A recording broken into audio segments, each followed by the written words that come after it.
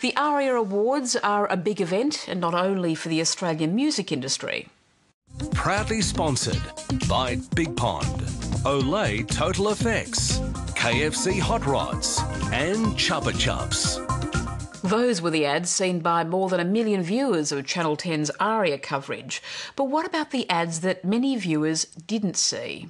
And in a way they're all winners, but in another way, 4 of them aren't. Did you notice anything unusual there? At first, we didn't. But take a look at it again in slow motion. There's a single frame lasting just 1/25th of a second edited into the nominations clip. This one advertising the Toyota Yaris. The practice was used throughout the awards and some sharp-eyed viewers actually spotted it.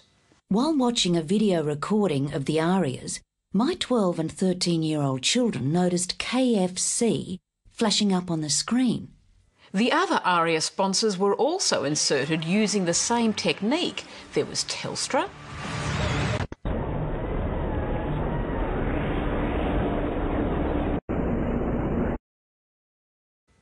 and there was Chupa Chups. Did you miss that one? Here it is again at a speed you might pick up. This insert contained a flashed message for Olay Cosmetics. Sarah Blasco, what the sea wants, the sea will have.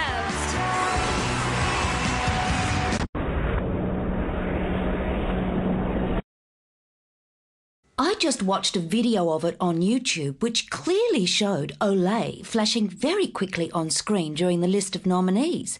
Is this not illegal? Well, the answer to that question from one of our tipsters is that we believe it is. The Commercial Television Code of Practice, backed by the Broadcasting Act, says a licensee may not broadcast a program promotion, station identification, or community service announcement which is likely, in all the circumstances, to use or involve any technique which attempts to convey information to the viewer by transmitting messages below or near the threshold of normal awareness. Flashing advertising images below the level of awareness is known as subliminal advertising. One psychologist told us the technique used in the Aria broadcast fell into that category.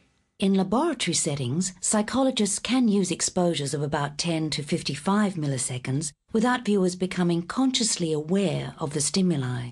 Given that the presentation time of the sponsor graphics falls within this range, it seems likely that for many viewers these graphics are below or near the threshold of normal awareness. The jury is out on how effective that technique actually is in getting people to buy things, but targeting the subconscious is seen as unacceptable. Subliminal advertising is banned because it is a form of mind control. It aims to influence us in ways that we are unaware of, and consequently that we could not choose to resist even if we wanted to. So who's responsible for this beneath-the-surface assault on the senses of those who watch the Arias? The broadcast was produced by Roving Enterprises, owned by Rove McManus, who emceed the night. It handballed the issue to Channel 10. The advertisers, who told us they just provided the logos and paid the money, were also pointing to the network. For any information regarding the specific broadcast techniques used during the Aria Awards broadcast, we would refer you directly to Channel 10, as they had sole control over these elements. This was a new technique designed and developed by the broadcaster. If broadcast regulations have not been adhered to, this is the fault of broadcaster. So what does Network 10 say about it all?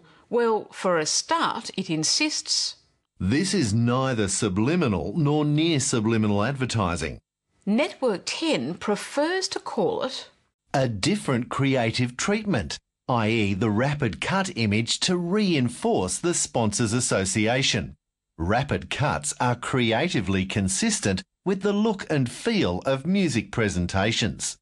In any case, 10 says its 1/25th of a second flash frames don't break the rules.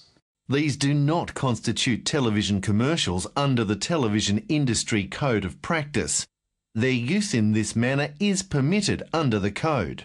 Well, actually, it's not. In fact, the code says a program can't use a technique, and we have no doubt the Arias broadcast was a program. It'd be interesting to see how the broadcasting regulator rules on it, if any complaint gets that far. The commercial TV body Free TV wouldn't tell us if there'd been any complaints, though if viewers weren't aware of what 10 was doing, perhaps there won't be any complaints.